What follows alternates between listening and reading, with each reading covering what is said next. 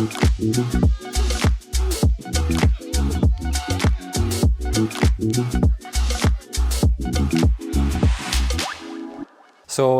hello everyone. My name is Iulian. I work for DSM-Firmenich. It's a corporate, it's a big corporation that provides food ingredients. And as part of that company, they have a corporate venture capital team, and I'm part of that team. I worked for 3.5 years there. Prior to that, I had other corporate finance experience and M&A and other and family investment boutique experience.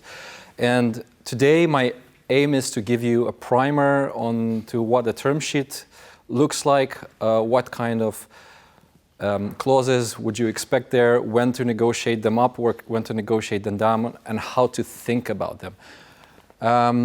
We're going to first talk about some resources, the general feel of financial instruments that you can use to fundraise for your startup, some basic definitions of pre and post money, because I see some confusion there, fundamentals of the convertible loans and safes, that is more for the younger startups, and for those aspiring to raise bigger funding rounds, we'll talk about fundamentals of the equity term sheet. A couple of disclaimers. I'm here on my own account, so I don't speak for the company that I work for. And in any case, based on what I've seen, we're also not a fit for you because you are more on tech and IT. We're food to biotech and so on. So I'm here by myself. This won't be a comprehensive coverage of the topics. My aim is to give you a primer so that when you encounter these term sheets and terms in the future, you know they exist. You can look it up after that and maybe recall a little bit of what we talked about today. And always consult a lawyer. I'm not a lawyer, I'm not a legal professional, but I know how they work because it's our job to set them up. But you always want to have a lawyer, and a lawyer preferably that has done this before, because the value of that is quite immense. The other thing is I want to give a warning. The numbers that I might bring up are just for examples. If I ever mention multiples or things like that, it's something that I've seen in my industry. It might not apply to IT. The fundamentals or the principles will be the same, but the multiples, the length, the time, they are stretched depending on the industry and how your business will develop. So let's dive right in resources, and this is something I want you to take away and maybe make some pictures. First of all is the venture deals, and I will ask XY also to get a couple of these books in the library. This is sort of a intro Bible for the venture deals. They will talk about basically everything I covered today and even more. And it's a very founder-friendly explanation of how to expect the VC process to go. Use that. Then there is NVCA. It's North American Venture Capital Association or something like that. Basically, they have an association of the VCs, and they have a lot of open source material that you can download, look at the term sheets. They even explain points in the term sheet in a little bit more in more detail. They sometimes say this is common or not. Use that resource for a template and then adjust them according to your needs. Next is the Y Combinator. They have templates of the safes. This would be a little bit more familiar. Again, with valuation cap and no discount, different forms, and I've seen even for different jurisdictions, Canada, Singapore, and something else. Also use that. And the last one for a little bit easier digestion. This is a channel that I found quite interesting and quite informational. They talk about a lot of these topics, and in a very digestible, easy to understand, and founder-friendly way. I used it myself when I needed to brush on some of the items. So check them out. So, financing instruments. This will start from the basics. Some of you may be familiar with I'll try to go as fast as possible, but if you need a little bit of an explanation, raise your hand, ask me. I'm happy to have a conversation and questions during the presentation. So let's keep it lively and open. So the categorization of instruments basically there are two categories, how you can finance your business. It's debt or equity. Debt, we know quite well, is loans. You go to the bank gives you money. There's also venture debt as well. The things that I've seen in venture debt, they ask for 10+%, 12, 13% or so on, but that's in international currency, that's in euro or dollars. So here I would assume due to inflation might be higher, but you might not even have the debt, the venture debt. But this is the loan. Then you have the convertible loan. It's a hybrid instrument, which is like a debt for a while until it converts into equity. We'll speak about that a little bit later. Then you have the equity SAFE. The SAFE actually behave like a convertible loan, but it's never as a loan. It always aims to become an equity. So it never has that loan component. Preferred shares. In VC, the preferred shares are the one that have preferential terms. They have may have more economic benefits, may have more safeguards, may have more sort of lending. How do I say? Lending platforms. If anything goes south, they are the ones that are more protected. Then you got the common shares. That's you, the entrepreneurs, and then you have the kind of.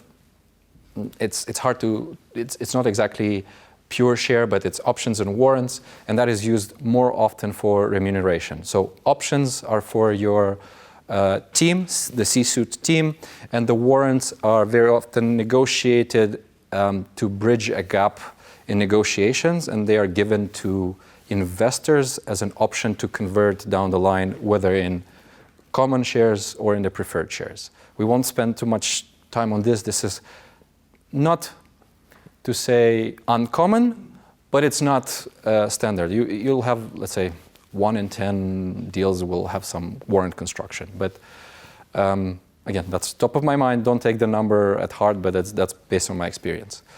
How are they different, and what does it mean for your structure? Loans are cheaper in capital terms, meaning a bank or a venture debt will require a smaller rate of return, but they also have the lowest risk. When the company is sold or there's a liquidation, they are the ones paid ahead of the equity owners. So if you think of owning a piece of land under your business, if the business goes bankrupt, you have to sell the assets. They are paid before any of the equity holders, meaning they have low risk, that's why they have low return. Again, I said 12 is something I heard, 10, 12, maybe 15, depending on the risk market and the stage of your investment. This will be very uncommon for startups. It's very uncommon, it's hard to get. We've seen startups that try to think in their capital structure having loans to reduce their cost of capital. That happens very rarely. Not very rarely, but yeah, it's not a seldom thing that startups have access to. Then we go into convertible loan, safes, preferred shares, and so on. Because the convertible loan is kind of a hybrid, it's in between, but not really. And then here you're expecting 30% plus return. I've seen 38, 30, 35 maybe, means that an investor that invests in your company is expecting to get at least a 30% return every year, right? So think about it this way when you're considering exit strategy. They need to have a 30% internal rate of return when they are cashing out. Starting from which year? From the year that they invest. So they put the money today. In next year, the value of the company, if it's sold, should be at least 30% higher for them to make it worth it, right? And then you compound every single year. 30 is, again, something I've seen. I've seen 38. It can go.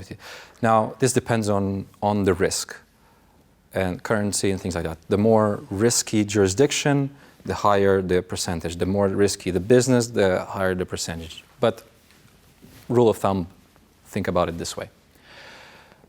So far, so good?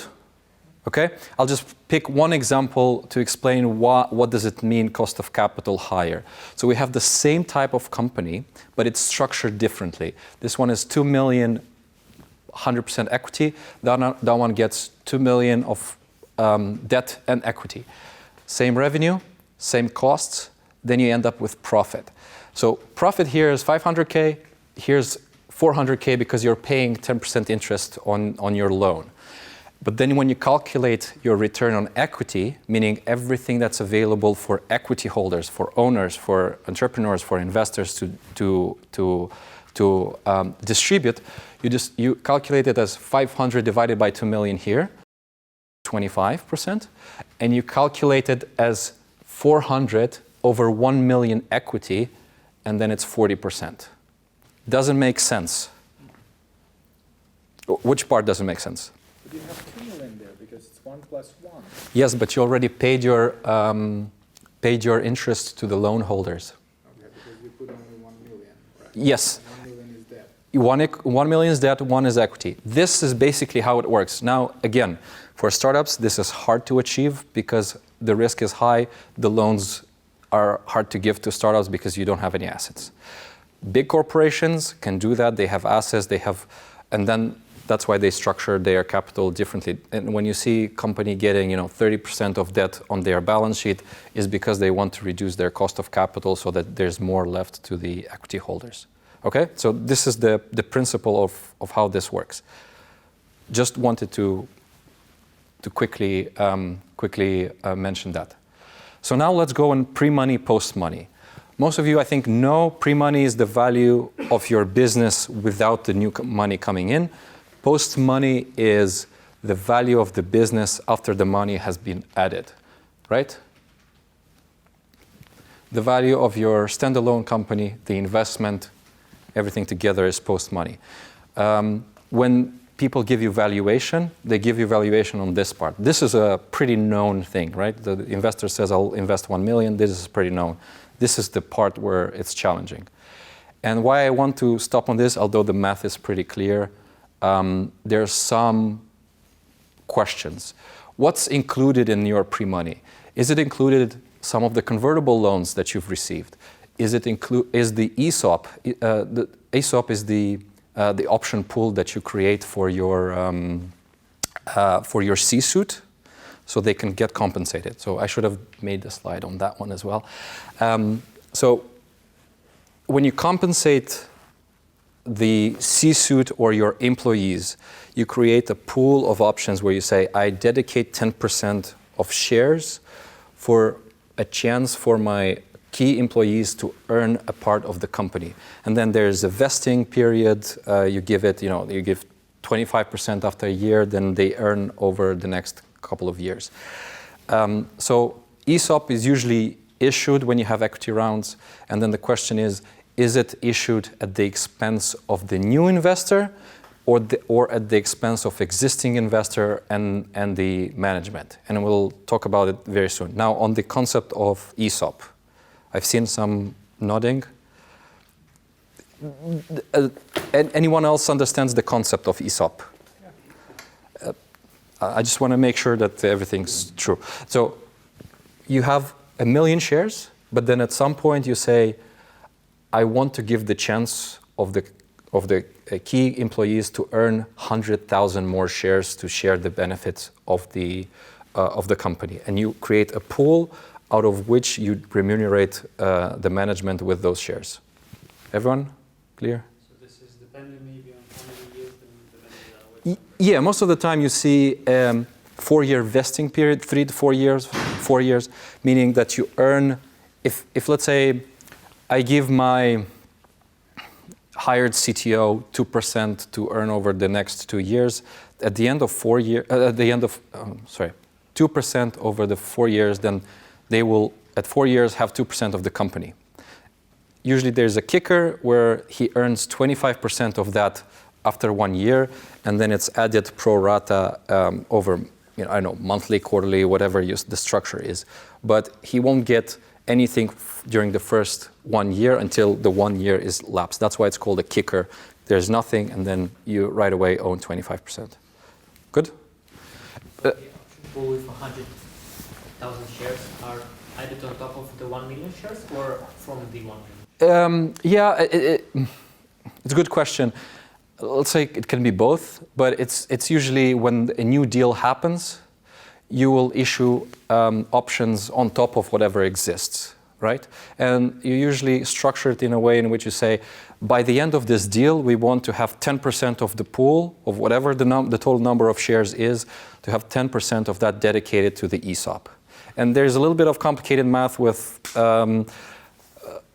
recurring formulas in Excel. It's a little bit complicated, but things you can find that on YouTube. So let's quickly understand 3 scenarios of pre-money so that you understand why is this. I'm making a big deal out of this because there's some confusion, and it's good for you to understand the definitions when you're negotiating. So this is the value of the company. There you have already some outstanding convertibles or safes, and then you have the ESOP. And the investors come in here and says, this all I value at 5 million, right? And when you invest 2 million, it's 5 million plus 2, it's a post-money of straight 7 million. But because your convertibles are already included in here, it means that the value of this part of the business is smaller. So what the founders will get is dilution, more dilution compared to this case and this case. And I'll explain just a little bit more. So let's say we go to the second scenario, and we talk about this ESOP here. So we say, I value this, but I'm willing to give an ESOP target of 10%. And that means that this part is valued at 5 million. But there's an intrinsic value to your ESOP as well. There's economic value to it. So that means that in the end, the post-money valuation is actually 7.7%. And you can see that the new investor has been diluted more. The ESOP stays the same, and you have smaller dilution. And the post-money is different. An even better deal for you is if your standalone business is valued at 5 million, then you add your 1 million of safe and convertibles on top. Then you have the economic value of the ESOP plus the new investment. You end up with a much higher post-money valuation, which means you're diluted less. Now, why I want to mention this, it's important because when you're going to get a term sheet, it might just say pre-money valuation of let's say 5 million. But if you have 2 million of outstanding loans and convertibles, that means they actually value your founder's contribution at roughly 3 million, right? Because you'll have to subtract that 2 million. So, and sometimes the definitions are not clear. Sometimes maybe they are not clear on purpose because to negotiate it at a later stage. So be very clear of what's included in that pre-money valuation that the investor gives it to you. It's better to be clear at the beginning and then not negotiate it later. Most often, it would be this scenario. Because when an investor comes in and he thinks 2 million, 5 million pre-2, I invest 7 post, so I need to end up at new investors at 28%. They already have the post in mind and how much they want to own, and they will value everything together in their pre-money valuation. So most of the time is this. Sorry, this is complicated and tedious without numbers, but just be aware of these specific topics. Happy to share a model that I have on Excel, but it's very geeky. I tried this last time. It didn't go that easy. Just be aware. Let's go to the safes and convertible loans. This is the most common for early stage startups. Early stage startups should be doing safes and convertibles. And why and when are they used?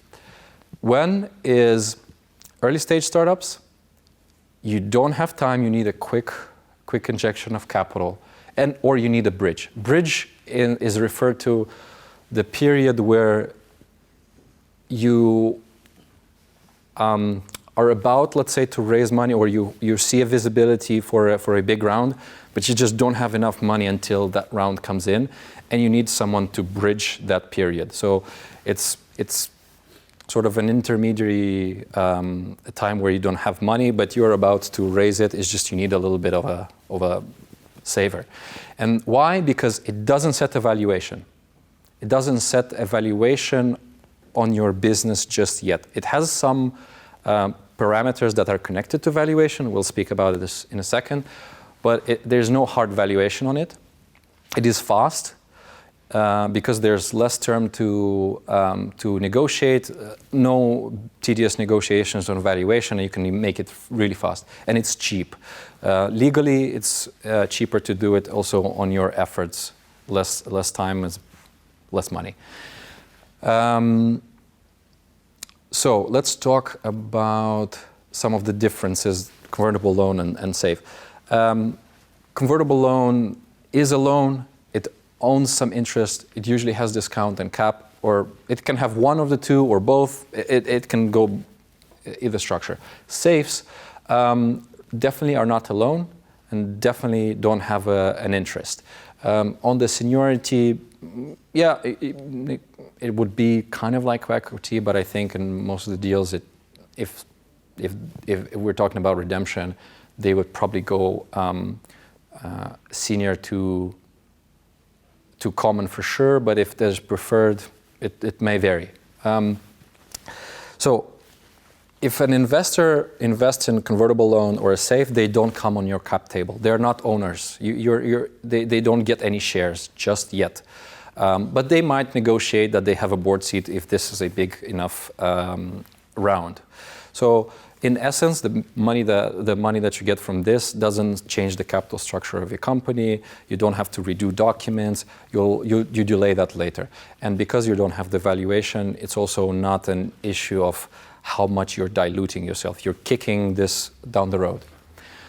So let's talk about some of the basic structures. Now, in all of the document types we're going to talk, there's always something at the beginning like investor name, ABC, investee name, XYZ, how much money, what's the date. So very regular kind of setting of the parameters. I want to talk specifically about some clauses. So investment amount, the interest of how much you're paying, conversion discount, conversion cap, and maturity. And this is about the same for the SAFE, except that it doesn't have the interest and it doesn't have a maturity. And I'll go back really quick here just to explain what does it mean. Interest is how much the loan owns over the period of its existence. Conversion discount means these. Because you're not valuing your business right now, it will convert at the valuation in the future when you have an equity round, but with a discount. So usually you would see 20%, but you can see a variation of 30 to 10 or something like this. What does discount depend on? Depends on the timing. So if it's going to take you longer to get to the next equity round, the discount is bigger. If it's close and it's even a bridge type loan, then it's going to be smaller. And the reason is because there's less risk. More risk, higher return. Less risk, less return. So this is how you think about this. There can be even a discount that is varying. So let's say if the discount will be 10% if you manage to raise money in the next 3 months. It will go up to 15% if you raise it in the 6 months, and it will go up 20% after that. This is a pretty legitimate construction. This is a discount from the interest that you need to pay? Or? No, discount on the future valuation. So I'll show, let's do an example right away here, and then I'll go back to some aspects. So you're 50-50 founders. Now you need money. You're going to raise 100K with a discount of 20% and a cap of, let's say, $2 million. And it could be SAFE or convertible loan, doesn't matter. Then you'd raise another one of 300K, 20% discount at a cap of 3.5 million because you've done some stuff. You can you can put a higher cap. These will not convert until an actual equity round with a pre-money valuation comes in and your business is priced. Someone comes and gives you a valuation. So how will they convert? Basically, this is a rule of thumb. Again, the math is a little bit more complex, but just for you to understand. In this case, because the cap is significantly lower than your pre-money valuation, the investor will convert at cap. Basically, what this construction means this. I give you 100K, we don't convert, I'm not an owner, a fully owner of the business, and I will convert when you get a priced round, but I will convert my 100,000 at a discount of the pre-money, either the discount to a maximum of 2 million. So in essence, he will convert his 100,000 at a 2 million valuation. 5%? Yeah, 2.1, because, yeah, more or less, let's call it like this. Does this make sense when I say it verbally? Verbally, so again, you get 4 million, but because this investor was early and he said, but I'm not willing to pay more than 2 million, he caps the valuation at which his money is converted. And when there's a cap, that means, he's not risking to convert his money at 10 million if you get there, because that will mean his 100K is diluted into the ground. And he actually took a significant risk by giving you money very early. So he says, above 2 million, I'm not willing to take that dilution risk. Does this make sense? One question. Yes. So after the evaluation, how much will get for his 100K? Yeah, I have the numbers exactly there, so I'll explain.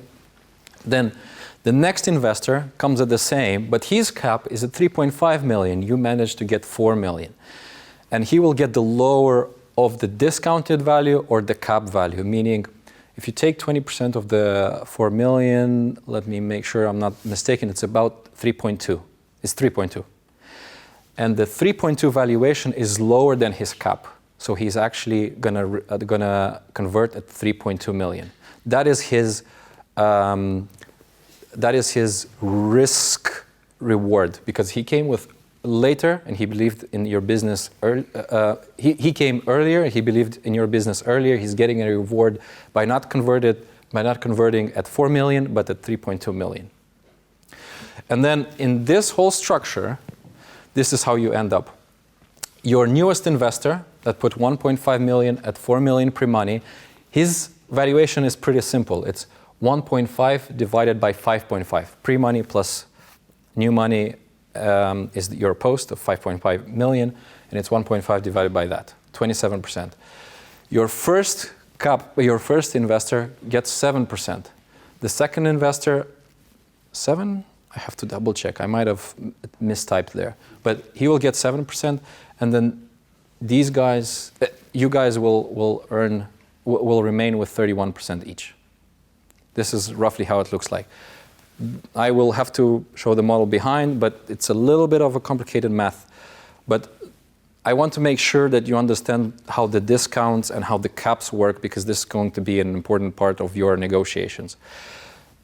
Important part to consider. The cap is not the valuation of your business, is the most that this investor is willing to pay for your business or to convert his money for. This doesn't mean that this is the value of your business. And sometimes entrepreneurs come and say, we got the valuation of 2 million. Well, sort of, but kind of not really, because he said he most of the time they will think, I'll probably convert at discount. They just put an amount there to cap it, but that's the absolute maximum. So it's not really a true valuation, but sometimes entrepreneurs can use it as an anchor. How do they do this cap?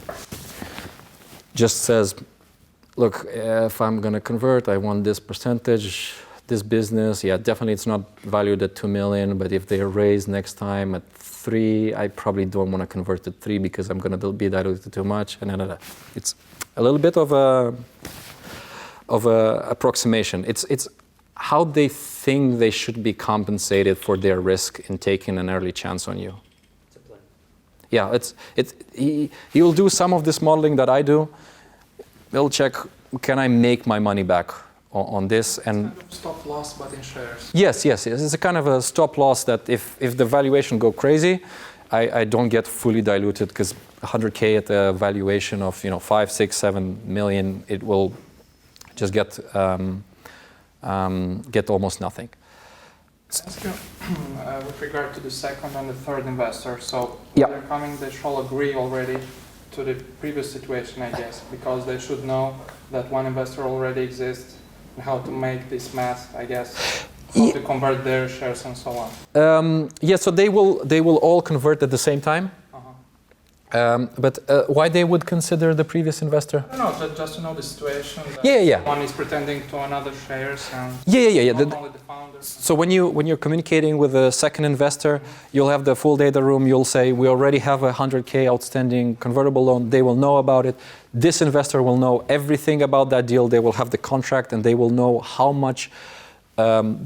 many shares they will convert to, and how much he'll end up to having it out of your business, right? The one thing I want to mention about this, the difference between the cap in here is because technically this investor comes later. There is a little bit more traction, and they might be willing to take a little bit of a risk on your valuation. So that's why they are willing to take 3.5 cap, because in between here, supposedly you've done a great job with this 200K, and you actually increased significantly the value of the business. But can it be that the second investor says, no, I think the cap is 1.5 million? Yeah, it's up to you then to accept it or not, but yeah, it's possible. Yes? What if the cap is bigger than the pre-money? When that happens, they will just convert a discount, right? Still converted.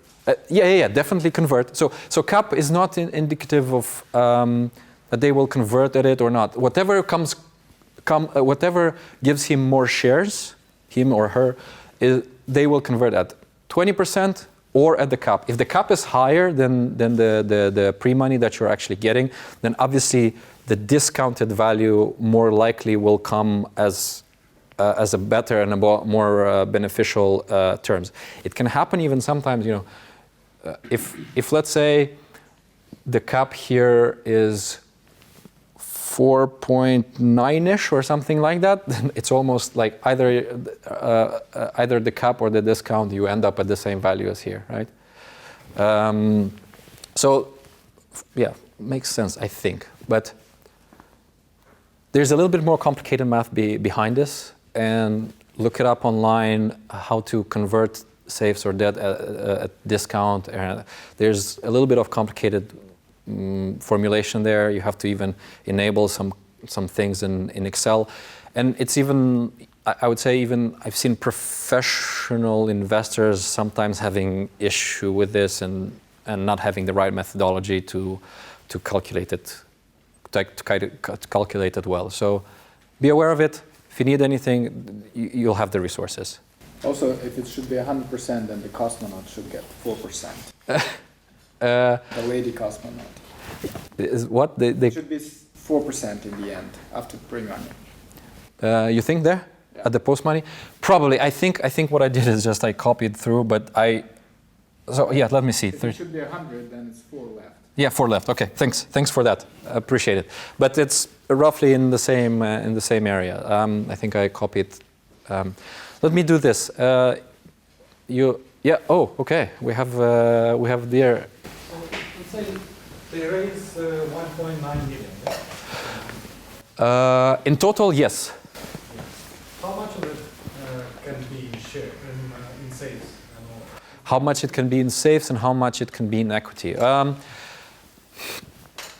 Look, I think. Does it matter? No, it doesn't really matter that much. But if you think about, if you have a lot of safes and they have preferential terms actually at conversion, they have the discount, they will actually constitute a significant part of your cap table. You want at one, and also you want at one point to start converting those safes and convertible notes. You don't want to sit on stacking safes and cap tables and so on and so forth, because then you don't have a clear capital structure. couple of beginning rounds, it's absolutely fine, seen it done. But let's say if you're going for a seed round, then you may think of a priced round. It's hard for me to tell. I've seen various degrees, but don't stack them for too long. At some point, you'll have to bite the bullet and value the business. But I would say before seed, feel comfortable to finance it, unless you're going in million ranges. That wouldn't be advised to have just a safe in million type ranges.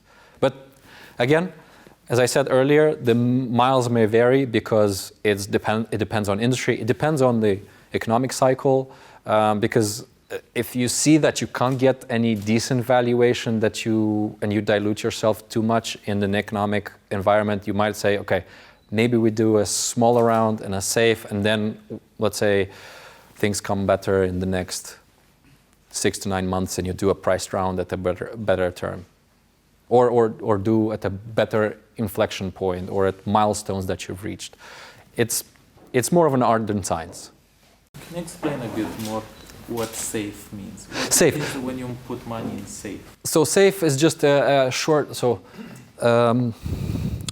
agreement for future equity. So safe, simple agreement for future equity, and that's just what it is. It's simple. It's an agreement that in the future you will get equity when you get a future round. That's what it means. It's just you give the money and you give. Why would an investor be interested in safe rather than in equity at that point in time? Because investors also don't want to spend too much time on giving you 100,000 if that is a relatively small ticket for them, or 50,000, and they also don't want to have the valuation conversation very often if you're at the beginning, right? Many of the, if you're an early stage, how can you value a team of 2 to 3 founders that are doing an MVP, but you kind of like their company? What will you value it at 1 million? Probably not, because it looks like a really big value for that. So it's just simpler to avoid any big discussions, and also they appreciate speed for you because they know good investors won't actually. I can't think of any investors that want the funding to take ages. They also want to close the deal fast. They also want it to be cheap, and they also want you to go back and do the value-adding activities in your business. So and most investors are pretty familiar with it. They should be able to do it, and it's simpler. Well, it's good also for them as well. Okay? Good. Now we get to the fun part. Oh no, I missed one slide. On the convertible, just to give you a legal potentiality, let's call it this way. So, you're issuing the loan, meaning you take the money and you sign the contract. Then there are different clauses that make the convertible convert automatically, a mandatory conversion, or optional conversion. You'll have a qualified financing round, meaning in that you'll write that in an equity round of at least 1 million, maybe even valuation. Valuation would make sense because it depends on cap. But anyways, you'll have some different rules under which the convertible loan will convert automatically, and it's usually connected to the size of the round, of the equity round. And why it's made like that? Because if you think about it, let's say he puts 300,000, and then someone comes in and just prices your round at 100,000, and he gives it some huge valuation, and it's going to be like, yeah, but is this a real value, or is just he threw 100K at the business and he doesn't really care about it? So they will set a certain qualification for it to be a genuine investment round that is a investor that really wants to put money into your business. So it's not like a cheat so on. And then it's a mandatory conversion. If this doesn't happen before maturity is important, then there's an optional way. Okay, and this one also was a mistake. Sorry, I did the slides here. If you don't have a financing round, then investor has the option to convert it before or at some point. Or if you have a round, but it's, let's say, the qualification is a raise of 1.5 million. You did your best, but it's 1.2 million because the market is tough. Then many investors will actually look at your best effort, and they say, yeah, that's fine, we'll convert. Because they understand the situation, they'll waiver this right to not convert at one if you don't reach the qualification, and they'll just change their mind because they see that you've done your best effort. You're not trying to cheat the system, but just you didn't make it to 1.5, you made it a little bit short. And then if you don't do anything like that before the maturity, at maturity, then they will have the optional conversion under certain terms. They will do an extension, or there is this legal situation where you'll have to repay. Now, this doesn't really happen. If you think about it, you're a startup, you don't have any assets, you don't have money, because you spent all that money long ago when the investor gave you. If that investor makes you pay, then the company will go bankrupt, they'll not get any money. So they might as well just extend. Or they might as well just convert if need be, and then they consider it a small equity round. And these are the options. But there is this eventuality legally, in a sense, but it will rarely happen because that's a suicidal route to make you repay the loan. Yes. Does it happen in your practice when they are structuring the repayment in another way? So if you will not repay me, I will move into your equity. Yeah. Kind of a warranty. So that's an optional conversion, and it's at their discretion. They may set some conditions, or they might negotiate it at that point. But yeah, they can convert at maturity if you haven't forced them yet. Okay, and many times they will do that, and the optional conversion will be sometimes at preferential terms to the investor because they can, right? Because you haven't forced them with a good equity round, they have the option to convert earlier. Clear so far? Good? Okay, we'll jump to the interesting part. We'll talk about equity term sheet. Again, this is just a primer. Most of the rounds, if not exclusively, almost all the rounds, will want to have preferred shares. I've seen startups that will say, no, we won't take preferred shares, we're going to do only common. I would say this would happen only if they are such amazing startups that everyone wants to invest in them and they have the bargaining power to force the investor to go into common. It's very rare. Because if you think about it, the investor doesn't have to make the investment.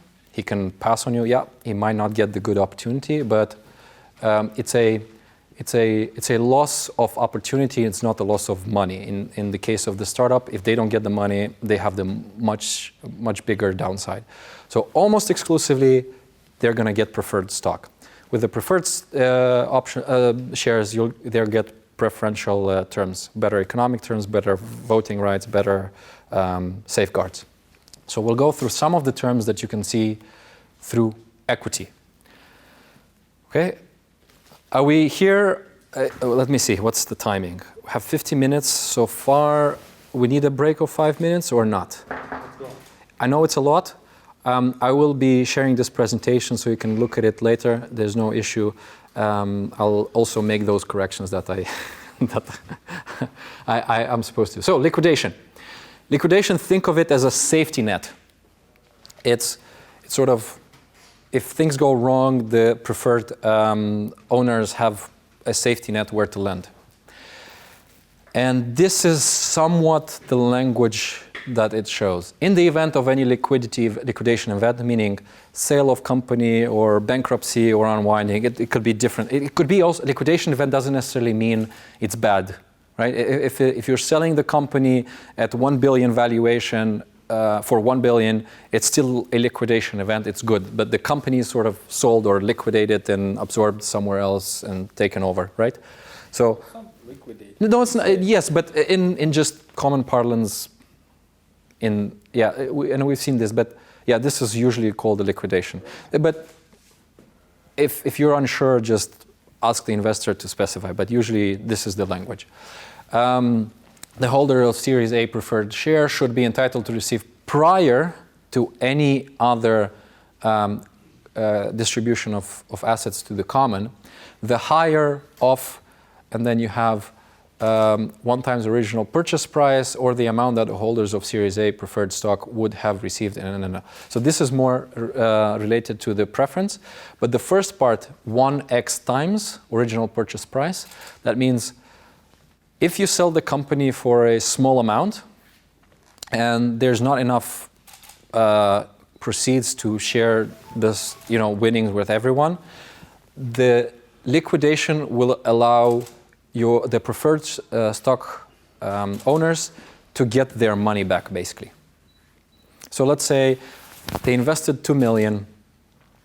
You're selling the company for 2 million. They're the only one getting paid, right? If they invested 2 million, but the company gets sold for 1 million, they'll get the full 1 million. That's their liquidation protection, okay? Now, it will happen that at some point a good investor or someone that appreciates work, they will carve out a little bit for the management. They will carve out and say, okay, I know this is my protection term, but I might carve out, I don't know, 200K out of that. But it's not necessarily going to happen, right? So this is their fail-safe. 1x is quite common. If it's bad times, some investor may ask for higher. The higher it is, the more aggressive. Obviously, it is. The worse is for you because they will have a higher return, and it will eat up of your own distributions. And then, sort of connected to that clause is the participation clause. So, do you know the concept of double dipping? So, in the US, the double dipping is this. So, if you eat a chip that you dipped into the sauce, you eat one chip, half is left, and then you dip it again. It's called double dipping. It's not hygienic. But in this case, double dipping is almost saying you're dipping your hands in a honey pot 2 times. And this is how it works. In the event of liquidation, the investor gets the 1x, and after the 1x is paid, they're also participating in your distribution of the remaining proceeds. So that's why it's double dipping, because they have the bottom, the fail stop, and they also share the proceeds. The difference between this and the previous is that in this situation, when the proceeds are sold, they either get the 1x or the amount as if they converted, whatever is higher. But if they convert, they already share the proceeds like the founders, right? So they will choose the higher. If it's a low selling amount, they will fail stop at 1x or 1.5x, whatever it is. But if the proceeds are high, they will convert and share the spoils just like you, okay?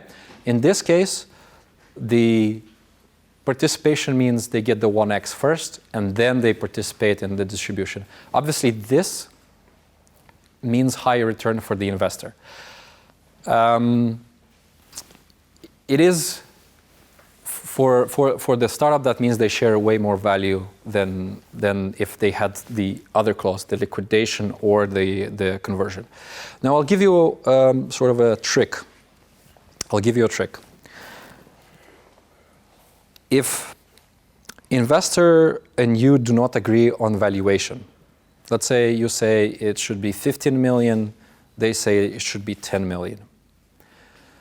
The participation allows the investor to give up on, high valuation, but by participating. Means, because optically, you keep the same, like, let's say, how should I put it? Let's say he agrees on a 15 million, right?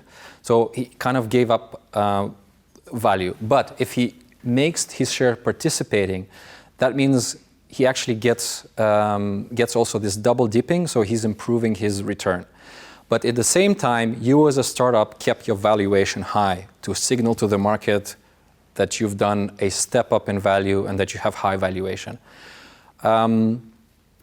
This is something to look at paper and kind of understand, but there's this sort of benefit. In reality, you're giving up value as founders, but if showing the step up is so important, and this may make a difference for the investor to allow you a higher valuation, this might be something that you want to consider. Does this make sense? More or less. You have to see it on the paper, I know, but just this is some tricky way to kind of agree somewhere. I want to just share a little bit of the statistics. So when the times were tough, a couple of quarters ago, you see that participation has been something that investors got a lot of. It's going down. I don't know exactly what's the pool, but this is Carta, which is a company that manages cap tables, or it's a tool to manage cap tables, and they basically collected all the numbers of their startups, and they've seen this trend. So again, when the times are great, there's less participation because there's more competition among the investors. When the times are tough, the investors can ask you for the participation because they have better bargaining power. Now, there's one other thing that I want to mention about participation, and in general about the thinking around this topic and around investors. Very often you'll raise a round, and then you'll come to the next investors, and the next investor will say, I want what the previous guy had and some more. So if you give the participation right away, it's very likely that the repeat investors will ask for it as well. So, and when you have stacked participations, it really eats up in the proceeds that you may eventually get in an exit. If you don't have a better deal, or it's hard, you'll take it because you need the money to grow the business. You're going to give up the value, but just keep in mind this is pretty valid argument for you as a startup to say we don't want to set the precedent because we're going to stack too many participation rights early on. Okay, give value without valuation. It's common, but not regular. You can see, I mean, at 15% in those times, or even 1 in 10 deals doesn't mean uncommon. And then also you can use capped participation. So that means, yes, they double dip, but up to a certain amount. If they want to increase their returns, they should convert and just participate like the common shareholders. So you can construct this deal in a way in which you give them a liquidation, you give them some participation, but then cap it. It's a little bit more complex structure, but there is that option in case this comes up. Dividends. Okay. So dividends are kind of like what this guy's doing. It sprinkles, it doesn't add value to the dish, it doesn't do that much.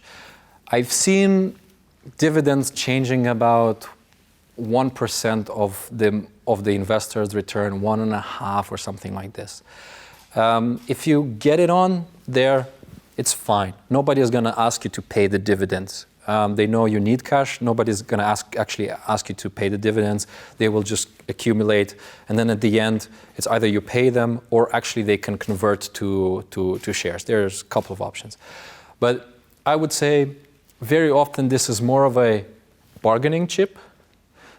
Sort of investor saying, okay, I'm going to give up on it, or you can give up on it and actually accept it. But overall, doesn't do that much. There's significantly more. So think about it as a give or take just to show goodwill, but it's like if a deal breaks down because of the dividend, there's something clearly much more important underneath that you don't know maybe and you should figure out. But it's seldom a big discussion. Anti-dilution, very important. So startups dream of ever-increasing valuations. You start at 5 million, you go 10 million, you go 20, 30, and so on. You always wanted to increase your valuation, but it doesn't always happen. Economic turn means sometimes you'll have to take a lower valuation in the next round. And investors have this anti-dilution clause to help them prevent significant dilution. Because here's the thing, let's think of an investor investing 1 million at 10 post-money means he gets 10%, right? But then an investor comes in and puts another 1 million, but at 5 million pre-money. He gets, or 5 million post-money, he gets 20%, right?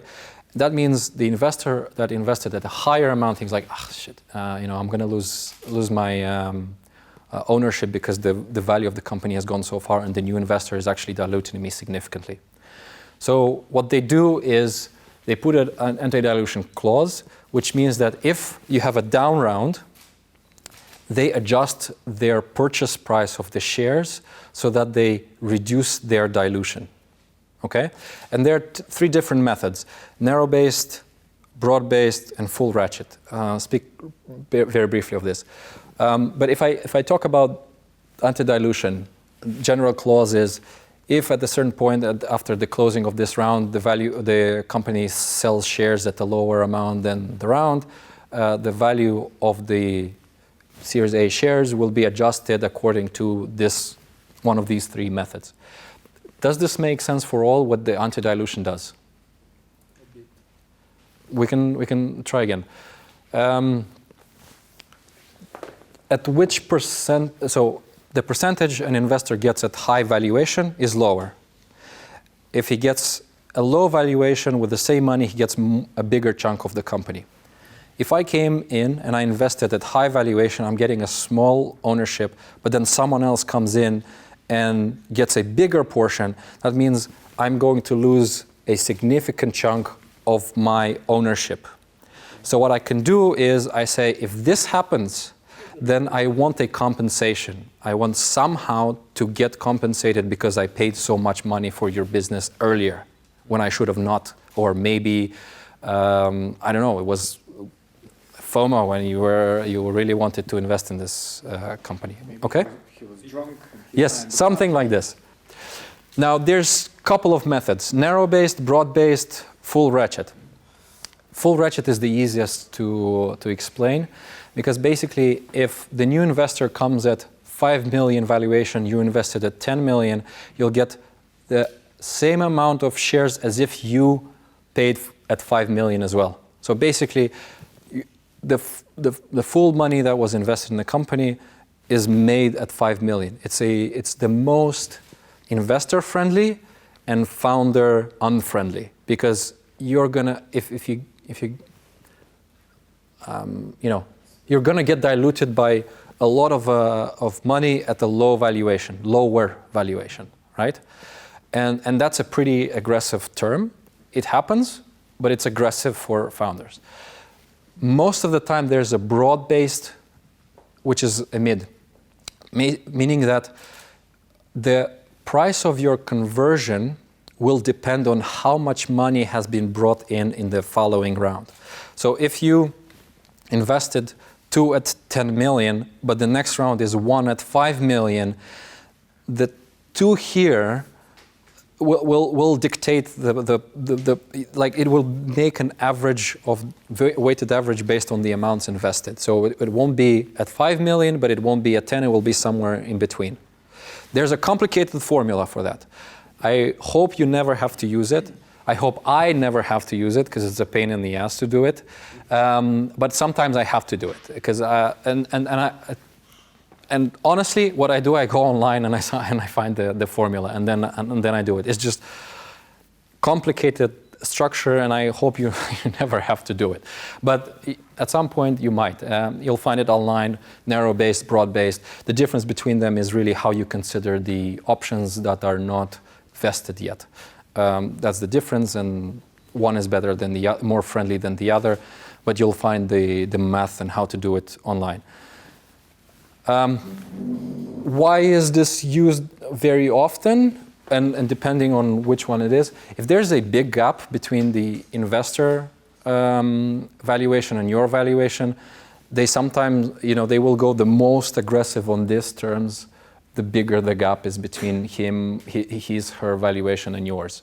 So if you're going super high, they might just go full ratchet. If you're so confident in your valuation, I'll just put the full ratchet, and if the next round is lower, then I'll be compensated for it. So it's also a negotiation topic to see, to kind of budge you a little bit here and there, right? Clear with this, more or less? Complicated, I know. Rights of first refusal. What does that mean? It means that in case of a sale of security, the investor gets the first right to refuse the sale of those securities, which means this. If an investor wants to sell the shares on the market to someone else, they have first to go to this investor that has the right of first refusal and say, would you be willing to buy my shares? And if they say yes, they buy it. If they refuse, then they can go out into the market. So this is just to make sure there's no well, first of all, you would want to kind of keep the shares in the family already, so to say. They don't go out and you get new investors and so on.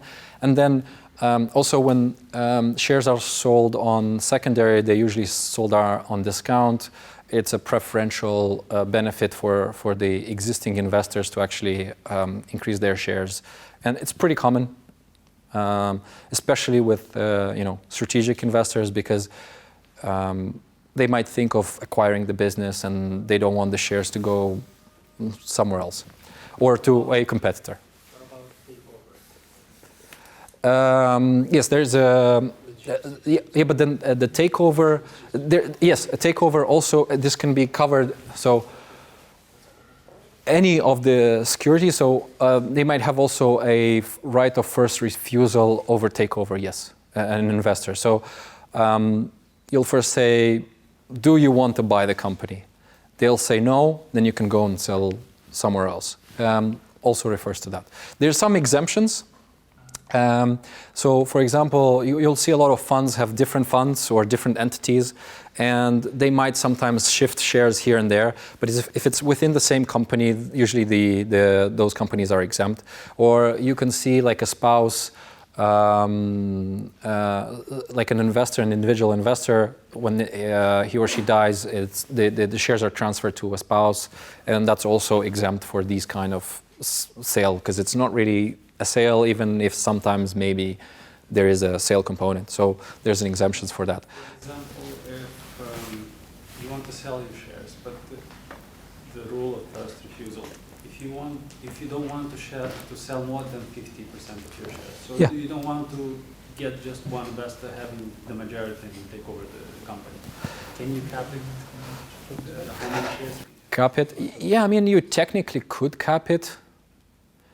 Yeah, I think you could. There's nothing to prevent you. You can always include some flexibility. I haven't seen it, to be honest. It's usually pretty straightforward that they get the first refusal. But I can see your point in not allowing someone to take complete control. You can try. Yeah, if you have that, you can always try and put it in a contract, I would say. It's a legitimate move, but I haven't seen it personally, but it could happen. Yes? For example, an investor decides to leave or to exit, to sell, yes. But you consider that it's not the best moment. Maybe you wait for an event, something, I don't know, sure. A different moment. Is there a way to stop this, like to prevent selling in a bad moment? But let's put it. So, what if an investor exits and it's not the right moment? Yeah. What's your concern at that time? You see, for example, the investor has 25%. Yes. And we have the right for the first refusal. He might not ask us. He has to. Okay. If those other investors have the right of first refusal, he has to. There's more description here. I didn't want to bore you with the legal part, but there says you have to give them a notice. They have 30 days to respond. If they don't respond, then he can go out and sell. But if he goes out without giving you the notice and there's a right of first refusal, you go to court. Okay, so it's pretty. There's not complications. It's just I didn't include the whole thing. Usually there's a little bit more stipulation on how this process is done, with notice, with time for the investors to decide, and so on and so forth. Does this answer your question? Yeah, I understand that there is a legal part here. Yeah. They have to do. Yeah. But okay, they notice us. In that moment, maybe there is no financial possibility to buy that Yes. share. And still you know that these shares will go in bad hands, let's say. Yes. It will damage later because you know already who might buy this. Yes. You are not in a good relation. Okay. Still, is there a way to make it? I wouldn't think of it. A good way to do it. I'll tell you even worse than that. We'll go to the next clause, and you'll be very disappointed. I can't think of a way. I would say maybe a lawyer can think of a way, but I can't. You can't force a person to hold assets, I think. So, as long as you refuse once, right? If you refused it once, you say, no, I can't buy those shares of you, then, yeah. Yes. I would imagine maybe a lawyer can find a loophole somewhere here and there. Maybe there could be some right of refusal limitations. I wouldn't be able to tell which way.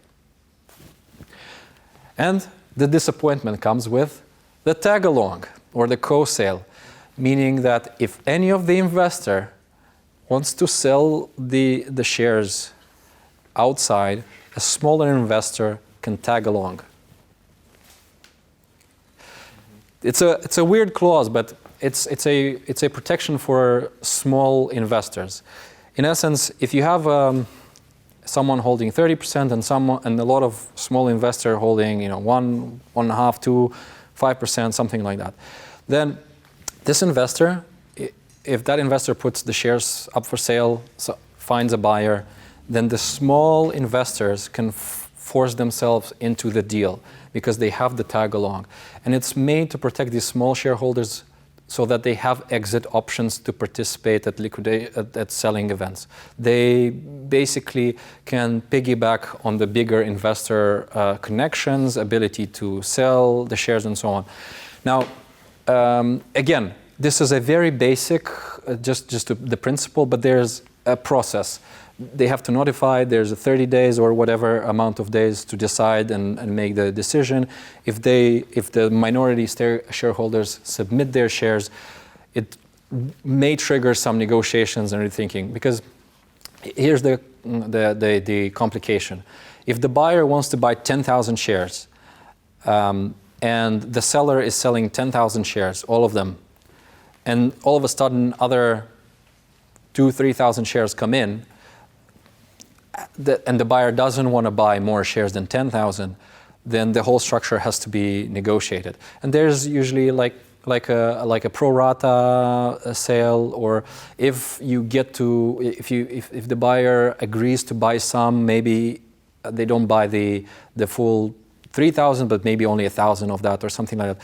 It triggers some sort of negotiation, and you'll have to solve. Now, this may be a deterrent for a buyer to actually consider a purchase of shares, because they know complications may come down. But it's also common, especially for the early investors, that they don't want to wait maybe 7 years, but they might think they want to get onto any opportunity of sale of shares.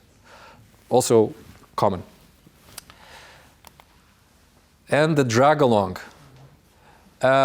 If you're selling the whole company, there's a vote that we're selling the company, a majority. Let's read it through. So in the event that the majority shareholder receive a written offer and they agree basically to sell, they drag along everyone else. They drag the small investors, whether he wants it or not. They will drag you as founders, whether you want it or not, to the sale.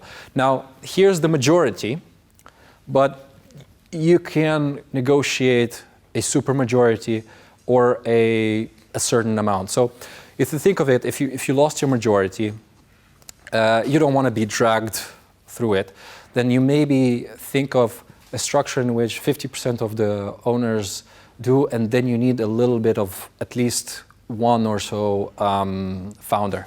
And then you make it 60%, 61%, whatever the number. That will be a negotiation between you and the investors. Obviously, the investors want a simple majority. It's easier for them to drag you into a deal, but it's part of the process. But there's this kind of clause where the small investors can be dragged. Redemption rights, it's basically a refund. And it's something like, in 5 years from the investment, the investor can ask the company or force the company to buy the shares at the initial selling price. This is a very punitive clause for the entrepreneurs, because they basically have to lay off cash if you're forced to buy back the shares. It doesn't happen often. If it's on the term sheet, I would recommend striking it down. It's not common, but sometimes there is a justification for it from the investor's perspective. They have good reasons. It's just it puts you in a situation where you might not have the money and they force you to buy, and it's a legal battle. It's very uncommon, unfriendly to entrepreneurs, but not unheard of. So you may have to be forced to sell the company because you don't have the funds. Or come up with cash or some sort. Yeah, it's definitely not a good not a good clause to have. And I would say if you see it, it's probably the first one that you should strike out, at least. And then maybe investors will use it. But also, I would say some other thing. Usually investors don't expect it. It might be there again as a negotiation tool. I give up on this, you give up on that. It's a give or take game. But yeah, it can be justified, but not necessarily in there. I'd say negotiate on this one. This one can be a breaking deal clause. Let's put it this way. I think it puts you in a vulnerable situation. Unless you're really, really needing the money, you might, hope that in 5 years everything's okay, and then the investor doesn't trigger it anyways. And then there's always a delay. It's not like he gives you the money and then he can ask any time. There's a 5 years delay, 7 years delay. You can also negotiate that, delay it to 7 years, delay it to 10 years, whatnot. And then there's a bunch of other protective provisions which go under each. It would say something like, unless the majority shareholders of the preferred shares accept, you can't distribute profits, you can't liquidate, have liquidation events, you can't issue new shares or ESOP, especially new shares at the preferred or senior level than the existing preferred shares. You can't change the board. You can't materially damage the business or do transactions that materially alter the business, meaning, let's say you have IP, you can't sell the IP to another company because this will change significantly the business. And then you're not allowed to issue debt as well. Now on the debt part, usually there's an amount that you're allowed to take. So depending on the size of the business, they may say you're not allowed to issue debt in excess of 50K. Because they know sometimes you might go into the overdraft, you need some flexibility, but it will be amount commensurate to the size of the business. And yeah, you can negotiate a little bit on it, but you'll also not be in a position to take a lot of debt. They don't want debt because, again, debt is senior to equity. as we said at the beginning, and in any adverse effects, basically they will earn all the cash, and they don't want that. Also, the regular sort of payables to your suppliers are not considered necessarily debt. So if you get product from your suppliers, but you're paying it 60 days later, that's your negotiated payment terms. Those are not usually considered debt as such. They are part of your working capital. Those are exemptions. Okay, not too bad. Q&A. I know it's a lot. Again, I'll share this gladly. I know we haven't talked about everything, but hopefully after this presentation, we can talk a little bit more of your particular cases if you know something. I know that at least for the teams that I've been working with, this is not immediately on your mind. This is not something you'll be doing soon other than safes and convertibles. And signing those, it's fairly easy. Doing the calculation around it might be a little bit more complicated, but it's doable. Just know the principle on how it exists, and you know that you can find resources online, and I just hope this was helpful. And I'm happy to take Q&As and also discuss even some of the situations you have, because maybe others can learn from your experience. Any questions, remarks? Yes? So, after all this presentation, I got a feeling that looking for investments is basically a full-time job. And for our startups, there are basically two or three co-founders, where all of them must work on their startup. In what point of life of the startup someone has to, hey, I cannot work on this startup, I cannot work full-time on the product, I must work to find investors. So in what point of life of the startup usually this happens? Yeah, that's a hard question, and it's really dependent on your own needs. But let me put it this way. If you need money to develop, that's a signal. If you have some product, or no, let's say you've reached some milestones and you need to accelerate the growth because otherwise you'll just be kind of dragging yourself along, but you want to grow faster, that's an indication. If you need to hire staff, that's an indication. It's really hard to say at a certain point. Some investors are willing to give you money when you have an MVP, but you haven't had attraction. Some are going to give you only after you've proven that there's a good product market fit and you actually have sold some items. Some may give it even at the idea portion. Now, what you said is very important for, let's say, the CEO or the CFO, depending. I hope in your founding team you have someone who can talk to investors, deliver a message, can go through all these tedious, maybe legal and financing deals and take time. It is really almost a full-time job to raise funding, and you'll have to be prepared for that. Now, this is why you don't want to be always stacking these safes every month. Like someone said, you can get the safe right away. Yes, you can. So you get, let's say, 20K now, maybe next month someone else comes up and they want a 20K, but you'll be closing docs every single month. You don't want to do that. You want to kind of collect a couple of investors, you put a little bit more effort, and you make a round that gives you a year runway. And investors should also understand that the value-added the value-added activities are product development, selling, and getting your product out there. They also don't want you to be raising every single month. So they might, if they are really believing in your idea, they might even help you get 1 or 2 investors so that you can close the round. But think of a cadence. Maybe earlier you can do faster cadence, like half a year, 9 months funding. but at a certain point you want a cadence of 12 months to 18 months. So when you raise a round that you can work for a year, deliver good milestones, and you don't worry about funding at least for 9 months or something like that, or because you shouldn't be starting to raise money when you're out of money. You should be raising money 3 to 4 months before you know you're going to run out of money. So yeah, it's a full-time job, and it takes away the CEO from the meaningful activities, and you should consider that when you do that.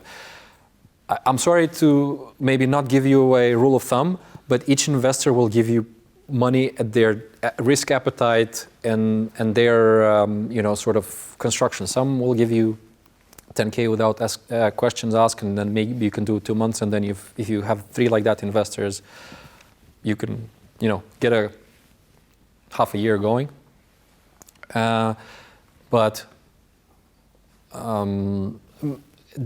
others may give you money when only they are sure this product is needed, there's some product market fit, and you showed them you've done some work on that. And they want you to hustle a little bit as well. Even if you are technical people, they want you to hustle to sell your product a little bit, to make sure you've interacted with customers and the customers are happy to pay for the product. So that's how you think about it. Yes, I think there's a microphone for the camera to listen, for the camera to hear. So from your personal experience, are safes or convertible loans or, I don't know, option agreements usually backed up by some sort of shareholder agreements or framework agreements? Or in your practice, it's just interesting if they happen alone, standalone? I mean, only the convertible, or they're trying to put it in some sort of framework agreement, shareholder agreement? Yeah. So if you don't have a shareholder agreement and you need to professionalize at a significant round, then you might need to do a shareholder agreement. We've seen structures of companies that are not ready for investments, and they might need to do restructuring before. So here you have SRLs, SRL, but then ideally the best is a CA. It's a Societate pe Acțiuni. It's a joint stock company. Yes, exactly. And because then you don't have to redo the founding documents and you just issue extra shares. Now I know those are expensive to hold from my memory. Not always. Yeah, not always? It's expensive, you're right. It's more expensive. So you might do 1 or 2 rounds, but if you're going for a professional big round, you might do some preparation work beforehand, and you'll do also a shareholder agreement during the round. Yeah. In your experience, do investors require it often, or it depends? My experience, unfortunately, is not really relevant for early startups, because most of the startups that I work with are already set up in a way in which we don't need to do this restructuring for them. But I've seen where we would desire it, but we might, punt it down to a Series A, for example, even though its seed is maybe not perfect. So my situation is unfortunately not that good for early startups. But if the investors ask for it and they are not asking for some crazy ask on your shareholder agreement, you hire a lawyer and then you kind of figure out along with them. But it might happen, especially if the company structure is different and they want to actually put a lot of money in the company. Okay. If I would invest in LTD, you'd have to open up the whole structure and add the investors on the founding documents, right? If you have a LLC or a C Corp or a share-based option, you don't necessarily have to do it. You just issue more stocks, and then the investors can do that. We've done the limited LTDs or CRLs, but it's not preferred because you have a little bit of complication. Then at one point in the next round, they will have to restructure it anyways.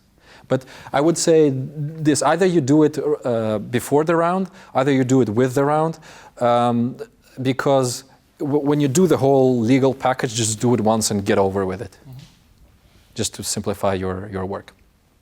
All right, any other questions over there?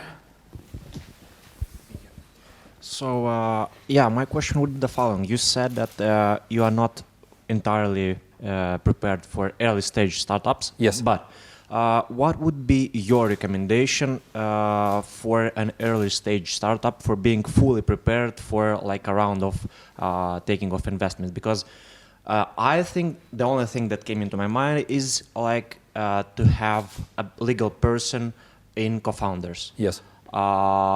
Are there any other suggestions, or because like consulting, okay, consulting firms, yeah, this is somehow traditional way.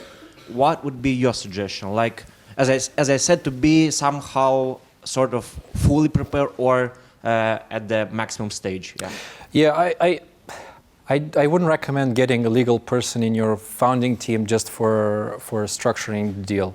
It's too much equity and giving up. You're better off paying a fixed amount, even though it might be a little bit higher. Now, about the legal fees, if a round comes in and you need some legal help, some of those money will come from the round itself, right? So there's a in the term sheet, sometimes investors will even say, we will need this much for the legal fees out of the money that we're giving you, right? So don't hire or don't put, especially in your funding team, in your founding team, what you can get for a fee. So I would say your legal advisor is not a good idea to get on your cap table. Now, it happens. It's not uncommon, but not a great idea. And even if it's there, it should be like super minimal, like sub 1% type of thing, and better pay them a fee. But okay, now next you said, because you had kind of two parts there of a question. Yeah. So how to prepare? How to prepare? Yes. Yeah. The preparation will be dependent on what kind of funding do you want to get. So with the startups that I saw around here, some of them can be okay with 30,000, and at 30,000 you won't do that much preparation. Like you'll have to have the incorporation, you'll have to maybe present a demo, maybe you'll say we have some client testimonies or things like that. But there won't be that much preparation because you just don't have it. So prepare in accordance to where you are at in the company and the kind of investment that you're getting yourself into. If you are getting a seed investor that wants to see market traction, then your documents or your the documents, the reports should show that traction. So prepare for that. Data room is fairly simple to organize, nothing super complicated there. You can find this online. It's a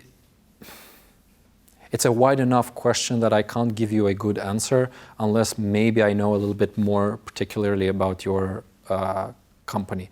But I think the rule of thumb would be prepare for the kind of requirements that the investors want, and they will tell you what kind of stuff they need before they are willing to invest. And then do that. Sorry. No, I can't give you more details than that. Makes sense. Thank you. Yes. All right. Any other topics? If not, we can go for a wine, and then we can discuss a little bit more there. Thanks a lot. Very good luck to all of you. Hopefully this was useful and kind of foreshadowing of what kind of effort you'll have to go into when you're negotiating the term sheet. Thanks a lot.